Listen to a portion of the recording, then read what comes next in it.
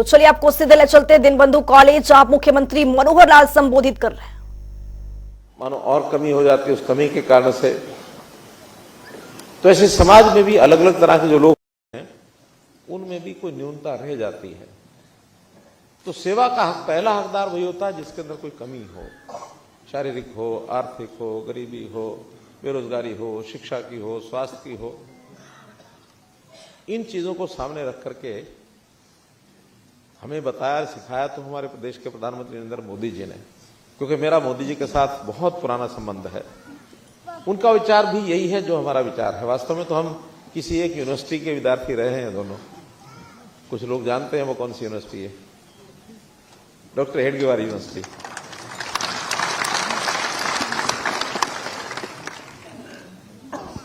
तो वहां सिखाया ही जाता है कि समाज अपना है, समाज के साथ प्रेम करो। हम लोग आगे बढ़े। सबसे पहले तो यह आया कि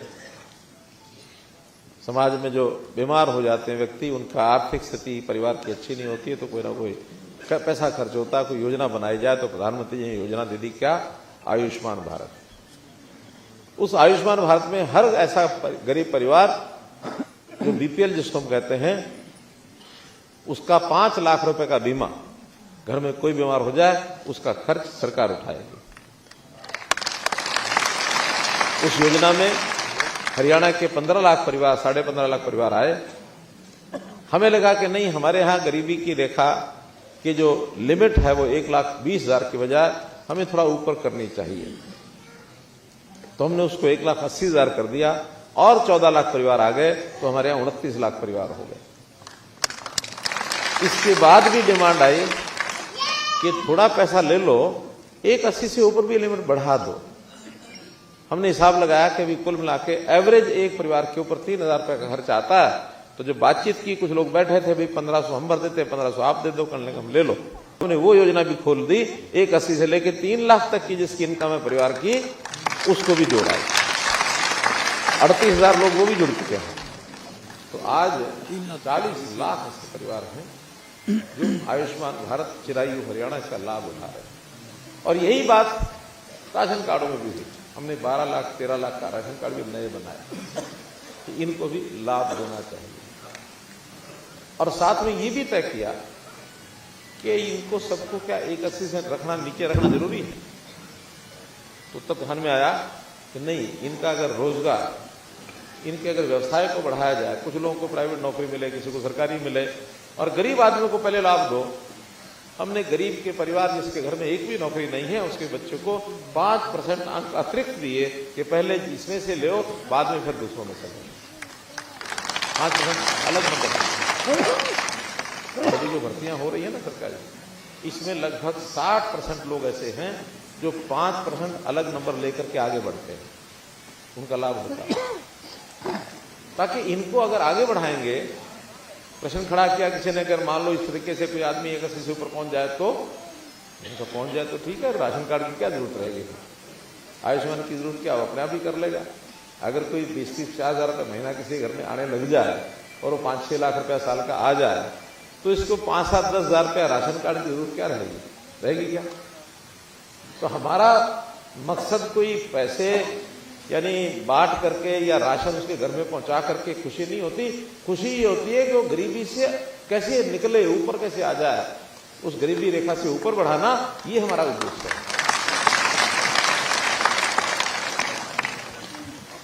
बहुत से लोग कहते हैं कि आपकी तो अमुक चीज में संख्या घट गई। हमने कहा हमको खुशी है, बीमारी हारी करने वाले लोग अगर कम हो जाए, स्वस्थ लोग बढ़ जाए, क्या दिक्कत है?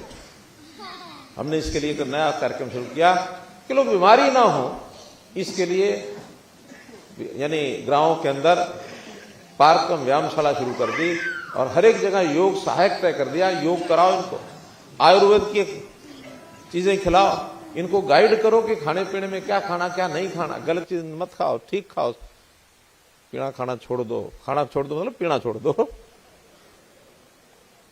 क्या पीना छोड़ो? पानी नहीं, दूध नहीं, जो मैं बता रहा हूं वो छोड़ दो। ये जो नशा और ये जो ड्रग्स हैं, ये हमारे जीवन को खराब कर रही हैं। इसके कारण से हमारा शरीर खराब होता है। अगर नहीं करेंगे, नशा नहीं करेंगे तो वो पैसा भी बचेगा और बीमारी पर लगने वाला वो भी बचेगा। और अगर स्वस्थ रहेंगे तो हमारा समय भी बचेगा। एक आदमी 1 महीने के लिए बीमार होता तो चारपाई पर पड़ जाता, 1 महीना खराब हुआ ना। आयु भी घटती है। अगर ये नहीं करेंगे आयु बढ़ेगी। और ये सब करेंगे तो स्वास्थ्य विभाग का बजट कम होगा, आयुर्वेद का बजट थोड़ा बढ़ेगा, बढ़ा लेंगे। मेरा कहने का मतलब यह है कि हर चीज पर हम विचार करते हैं। उसमें से जो विचार आया कि बुजुर्गों की जो पेंशन है ये भी इसकी कैसे कम से बढ़ रही है आपको पता ही है। 2014 में हम आए थे, उससे कुछ समय पहले ही उन्होंने घोषणा की थी, 1 साल पहले 1000 रुपए की, उससे पहले 600 रुपए थी। हमने आते ही 1000 रुपए से 2000 की, 2000 से 3000 कर दिया, यानी 10 साल में 3000 हो गई। बोलने को कुछ और भी बोलेंगे लोग, हम आएंगे तो ये कर देंगे, हम आएंगे तो वो कर देंगे। अरे भाई सारा हिसाब का तो देखना पड़ेगा ना कि अपने पंजाबी में कहते हैं कुन्नी। कुन्नी क्या होती है? अपनी जो पोटली, अपनी पोटली में पैसा कितना उतना ही तो लगा पाएंगे। पोटली का पैसा जैसे घर में महिलाएं लगाती हैं, सरकारें भी वैसे लगाती हैं। हमारी पोटली में पैसा कितना है उसको कहते हैं बजट। बजट में जितना पैसा होगा उतना ही तो दे पाएंगे। अब कहने को नारे लगाने वाले पता नहीं क्या क्या लगा रहे हैं। अरे ये करना था उस समय कर लेता ना जब आप राजी में थे, उस समय क्यों नहीं किया? तो हम एक एक चीज को आगे बढ़ते हुए अपने प्रदेश का स्वास्थ्य भी ठीक रहे, लोगों का स्वास्थ्य भी ठीक रहे और हम किसी के आगे हाथ भी ना फैलाएं। ये हमारा पड़ोसी प्रदेश है पंजाब, घोषणाएं कर देता बड़ी बड़ी और फिर कटोरा उठा करके केंद्र सरकार के पास चला जाता, मुझे क्या 1000 रुपये। हम कहते नहीं जो हमारे पास है उसी में से अपना काम चलाएंगे, उसमें से अपनी जनता को सुखी रखेंगे। पैर उतने ही फैलाओ जितनी क्या कहते हैं जेती चौड़ी चादर, उतना ही फैलाओ। तो हम अपने सिस्टम को ठीक रखे हुए हैं, बुजुर्गों की मदद भी करते हैं, सेवा भी करते हैं और जो इस लेवल के और लोग होते हैं उनकी भी करते हैं। जैसे बुजुर्गों के साथ साथ हमने जो हमारी बहनें दुर्भाग्य से विधवा हो गई, पति का देहांत हो गया, अब उनको भी उतना ही पैसा देते हैं कि उनके परिवार की भी उनकी थोड़ा चिंता की जाए। जो दिव्यांग होते हैं, शारीरिक कोई कमी रह जाती है, उनको भी पैसे देते हैं। और पिछले दिनों में अचानक जो हमको ध्यान में आया कि भाई जिनकी पत्नी डेथ हो गई, जिनके पति की डेथ हो गई, विधवा को दिया, जिसकी पत्नी की डेथ हो गई उसका, हमने कहा उसकी भी लगा दो। 40 साल के बाद अगर वो दूसरी शादी नहीं कराता तो उसको भी पेंशन देंगे 3000। और फिर कुछ लोग ऐसे भी होते हैं जिनकी किसी भी कारण से, चाहे महिला हो चाहे पुरुष हो, शादी नहीं होती थी, 45 साल के बाद उनकी भी लगा दो, वो भी करें। हाँ, आय की सीमा जरूर हमने रखी है कि इस आय से ज्यादा हो तो फिर नहीं देंगे। वो इसलिए भी रखी है, कुछ लोग उंगलियां मेरी तरफ करने लग गए थे, उन्होंने अपने लिए बनवा दी। मैंने कहा नहीं, मेरी आय उतनी उससे ज्यादा है, मैं उस सीमा में नहीं आऊंगा।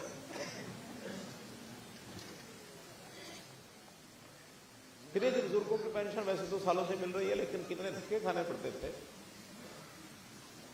जुतियां टूट जाती थी, दफ्तरों के चक्कर काट काट के कोई सुनता नहीं था। कई साल तक उनकी पेंशन बनती नहीं थी। हमारे पास, हमें भी शुरू में ध्यान में आया कि कई साल तक लोग घूमते रहते हैं, दरखास्त लेके, दस्तावेज लेकर के दफ्तरों में चक्कर काटते हैं, फाइलें बनी। हमने कहा नहीं, 60 साल का हो जाए उसी दिन कोई एक सरकारी आदमी घर जाना चाहिए, केवल एक फॉर्म कागज ले लो, उस पर साइन करा के ले आओ। वो चाहता है कि हाँ मैंने पेंशन लेनी है तो उसको पेंशन अगले महीने जानी चाहिए। और उस नाते से इस प्रदेश में मई 2022 में हमने ये कार्यक्रम शुरू किया था। इस 1.5 साल में 1,12,000 लोगों की पेंशन जो है ऑटोमेटिकली ऐसे बन गई, 1,12,000। उसी में से आज 3,000 लोगों की पेंशन आज दी जा रही है। आज उनके सर्टिफिकेट बन गए हैं, अगले महीने ये पेंशन उनके खाते में पहुंच जाएगी। अगले महीने क्या है, 7 तारीख को, इसी महीने अगले महीने। तो ये सारा एक कार्यक्रम होता है महीने भर का, तो अगले महीने से पेंशन सब बनेगा। एक और भी इससे थोड़ा सा मैं ध्यान कराता हूं, क्योंकि हमारे यहाँ मीडिया के मित्र भी हैं, वो इसे ध्यान कर लेंगे कि वेरिफिकेशन बहुत जरूरी है। जैसे 60 साल की उम्र हो गई कि नहीं, जरूरी है, क्योंकि 8 साल पहले हमको ध्यान में आया कि कांग्रेस के टाइम के ऊपर कुछ लोगों ने 50 साल, 52 साल, 48 साल, 55 साल को उन्होंने पेंशन बढ़वा ली, और जब उसका वेरिफिकेशन हुआ तो फिर डिपार्टमेंट ने कहा कि नहीं वापस लाओ, रिकवरी निकाल दी उनके ब्याज समेत। आखिर मैंने आके रोका, मैंने कहा भाई वापस लेने का ये तरीका ठीक नहीं है। अब जो ले गए गलती कर गए, गलती हो जाती, किसी भी हो जाती है, आगे सावधानी बरतो कि 60 साल से पहले बने नहीं। और जिनसे आप वापस मांग रहे हो, इनका जिस दिन ये 60 साल के हो जाएंगे उस दिन जो पेंशन देनी है आधी इनको देते रहो, आधी पिछले वाली काटते रहो। क्योंकि उस टाइम तो अगर मान रुपए भी लिए होंगे तो अब तो 3000 का आधा भी 1500 हो जाएगा। 1500 उनके कटेंगे, 1500 तो मिल जाएंगे। अब जब तक कटते रहे तब तक, जब तक पूरे ना हो तब तक काटते रहो। और भाई अगर कुछ रह जाए और वो आदमी ना रहे, कोई बात नहीं, उसको छोड़ दो। पिछले परिवार के लोगों से नहीं लेने की, इससे भी ये सुविधाएं देनी पड़ती हैं। साथ में इनकम की एक लिमिट पहले होती थी कि जो बुजुर्ग हैं पति पत्नी, उनकी इनकम 2 लाख रुपए साल से ऊपर नहीं होनी चाहिए। हमें लगा कि 2 लाख कम है, हमने उसको आके 3 लाख कर दिया। जब 3 लाख रुपए की इनकम अगर है, उससे नीचे है तो पेंशन देंगे, उससे ऊपर है तो नहीं। क्योंकि 3 लाख से ऊपर का मतलब यह है कि उसको 25,000 रुपया महीना कहीं ना कहीं से आ जाता है। 25,000 महीना जब अपना ही कमा रहा है तो फिर इस 2-3 हजार की जरूरत है क्या महीने की? क्यों? काम चल जाता है ना। तो कुल मिलाकर के, और एक और भी चीज, उनके हम एड्रेस भी चेक करते हैं, उनके जो आईडी कार्ड भी, वो क्या आधार कार्ड भी चेक करते हैं। कहीं कहीं फर्जीपना भी चल जाता है, फर्जी केस भी बहुत ध्यान में आए हैं। कहीं कहीं पड़ोसी प्रदेशों में, पंजाब के, यूपी के, राजस्थान के, ये लोग भी आकर के अपने किसी रिश्तेदार के घर में एड्रेस बनवाया और आके ओल्ड एज पेंशन लेने लग जाते हैं। रहते वही हैं अपनी अपनी जगह, क्योंकि वहां तो कम मिलती है, 1000 रुपया, 600, 800, यहां 3000। थोड़ा ये आधार से मिलेगी तो एक ही जगह से, चाहे वहां से लो चाहे यहां से लो, लेकिन वहां 1000 छोड़ देंगे, 3000 ले लेंगे। ये बात अच्छी नहीं है ना। तो गलत आदमी पेंशन ना ले जाए, इसके लिए लगातार उसकी वेरिफिकेशन भी करते हैं। और अभी कुछ ध्यान में आया हमको कि 25-26 हजार लोग ऐसे हैं जिनका आधार कार्ड कुछ और है और बैंकों के नंबर बदल करके कुछ ना कुछ गड़बड़ होगी, बैंक के उनके नंबर मिलते ही नहीं। जो हमारे पास आधार कार्ड है उसका बैंक का अकाउंट नंबर कुछ और है, लेकिन ओल्ड एज पेंशन वो किसी और बैंक के अकाउंट में जा रही है, और उनका ट्रेस किया तो वो आदमी उन जगह पर, उन पतों पर रहते भी नहीं है। कई तमाशे आते हैं। तो हमने कहा कि ऐसे लोगों को कि अगर पेंशन मानो इस महीने नहीं आती है तो बैंक में आकर के अपनी हाजिरी लगा के जाएं। बैंक में आएंगे, हाजिरी लगाएंगे, उनका एड्रेस बदल गया है या अकाउंट नंबर बदल लिया उन्होंने, या कोई और बात हुई है, फोन नंबर बदल लिया है, तो ऐसी कम से कम हमारे पास रिकॉर्ड तो ठीक होना चाहिए ना। अगर रिकॉर्ड ठीक नहीं है तो कल को कोई भी उसका एक फर्जी मामला निकल आएगा, कल को फिर स्कैंडल बनेगा कि इतने रुपए का गड़बड़ हो गई। तो इनसे भी बचना है ना।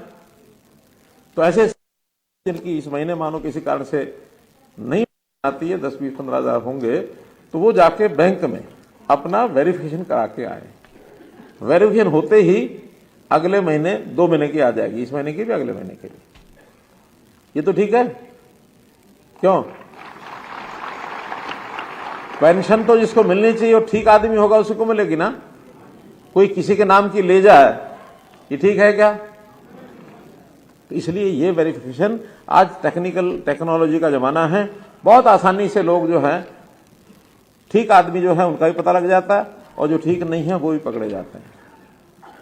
और अब वो जमाना चला गया कि जब पेंशन हमारी ऊपर से आती थी, बीच में किसी को मिलती थी, वो बांटता था जा जाके, और जितने बढ़ जाते थे। शाम को 5-7 पेंशन अगर बच गई तो उल्टे सीधे अंगूठे लगा के और उसका खाता पूरा करना और पैसे सारे जेब में। अब वो चल गया जमाना। अब तो वहां से अगर चलेंगे खाते में से तो सीधे किसके खाते में जाएंगे? जो पेंशन लेने वाला पेंशन होल्डर है उसके ही खाते में जाएंगे। बीच में कोई पकड़ने वाला नहीं है, अब कोई ना रोकने वाला है। हाँ, उस टेक्निकल में गड़बड़ कर जाए, जैसे मैंने पहले बताया कि आधार किसी का है, बैंक अकाउंट किसी और का है। अब ये कोई गड़बड़ करेगा तो कैसे की होगी, पकड़ा भी जाएगा, लेकिन इसको भी होने नहीं देंगे। और अब तो हमने यानी किसानों के खातों में उनकी जो फसल होती है उसकी जो कीमत होती है, उसकी जो पैसा आता है उसकी कीमत का, पहले तो आड़तियों के खातों में जाता था, अब सीधा किसान के खाते में। किसान अपने आप को कभी लखपति करोड़पति तो कहता ही नहीं था।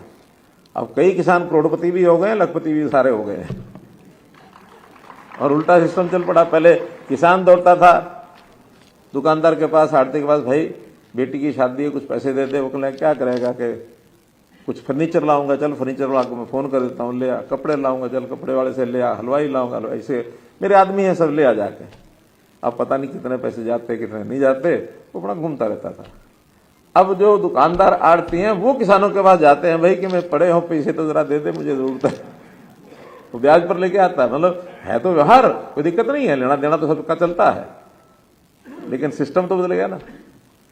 तो किसानों की आय कैसे बढ़े, गरीबों की आय कैसे बढ़े, एक एक बात इसका विचार मोदी जी की सरकार भी करती है, हम भी करते हैं, और जनता में उसका संतोष है, खास करके गरीब जनता।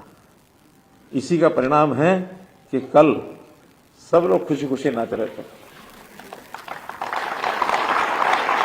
यानी 3 प्रदेशों में से एक आध प्रदेश तो ऐसा है जिसके बारे में सब कहते थे ना वहां बीजेपी नहीं आएगी, और वही सबसे ऊपर निकल के आई है। तो जैसे ये हैट्रिक लगाई है मोदी जी ने, यानी 3 स्टेटों में हैट्रिक लगी। अब यही हैट्रिक जो है मई के महीने में मोदी जी की लगेगी, और फिर 4 महीने बाद वही हैट्रिक हरियाणा में भी लगनी है। हैट्रिक का मतलब समझते हैं ना? हैट्रिक क्या होती है? पीछे 3 बार जो चीज आए उसको हैट्रिक कहते हैं। धन्यवाद। तो मित्रों, मैं तो इतना ही कहूंगा कि हमारे सामने हर ऐसा व्यक्ति, हर ऐसा परिवार, हर ऐसा वर्ग जिसको सहायता की आवश्यकता होती है, उसके लिए नई नई योजनाएं बनाते हैं। हमने जब देखा कि फैमिली आईडी में देखा कुछ बुजुर्ग 80 साल के आयु के हो गए हैं, इससे भी ऊपर हो गए हैं, और पता लगा कि वो अकेले रहते हैं कहीं कोने में किसी कमरे में, उनका खाना पीना भी दूभर है। जिलों में हमने डीसीज को कहा कि एक वृद्ध सेवाश्रम बनाइए, और वृद्ध सेवाश्रम में ऐसे लोग जिनका अकेले रहते हैं, उनकी भोजन की कोई व्यवस्था नहीं है, उनके कपड़े, दवाई, रहना सहना जो भी कुछ है उसकी चिंता सरकार करेगी। ऐसे वृद्ध सेवाश्रम में 80 साल या इससे ऊपर के जो अकेले हैं उनको सबको वहां लाएंगे, सबको लाएंगे और वहां उनकी पूरी सेवा करेंगे, आदमी रखेंगे, भोजन की इसकी व्यवस्था कराएंगे। सब डीसीज को हमने 14 जिलों में तो इन्होंने जगह भी देख ली है, और उसके ऊपर बिल्डिंग का बनना भी शुरू हो गया है। शुरुआत करेंगे 15, 20, 25 से, फिर जैसे जैसे आएंगे लोग उस आश्रम में उसको बढ़ाते चले जाएंगे। तो ऐसे सेवा के काम ये सब करेंगे। और जो ये परिवार पहचान पत्र फैमिली आईडी जिसका जिक्र हुआ, इसके आधार पर सेवाएं जो हैं, छोटी मोटी कठिनाइयां हैं, उन कठिनाइयों को दूर करने के लिए हमारे सारे डिपार्टमेंट, सारे हमारा चाहे प्रिंट का डिपार्टमेंट है, चाहे ईडीसी ऑफिस है, चाहे सेवा विभाग है, हमारे डीसीज की देखरेख में हर काम ठीक से चल रहा है, किसी को कठिनाई नहीं आने देंगे। बीच में कुछ दिन आई थी कठिनाई शिकायत, तो लगभग 3 लाख शिकायतें आई थी, प्राय सबको रिजॉल्व कर दिया गया है। अब किसी की शिकायत आती है तो हाथों हाथ जैसा वो अप्लाई करता है, अगले 7 दिन में 10 दिन में उसको ठीक करके उसको भेज देते हैं। तो इस अवसर पर मैं आप सब लोगों को, खास करके जो बुजुर्ग हमारे ऐसे बुजुर्ग साथी हैं, बहनें माताएं हैं, उन सबको जो आज से पेंशन का एक कार्ड इनको मिला है, अगले महीने से इनकी पेंशन शुरू होगी, इनको बहुत बहुत बधाई, बहुत बहुत शुभकामना देते हुए अपनी बात समाप्त करता हूं। बहुत बहुत धन्यवाद।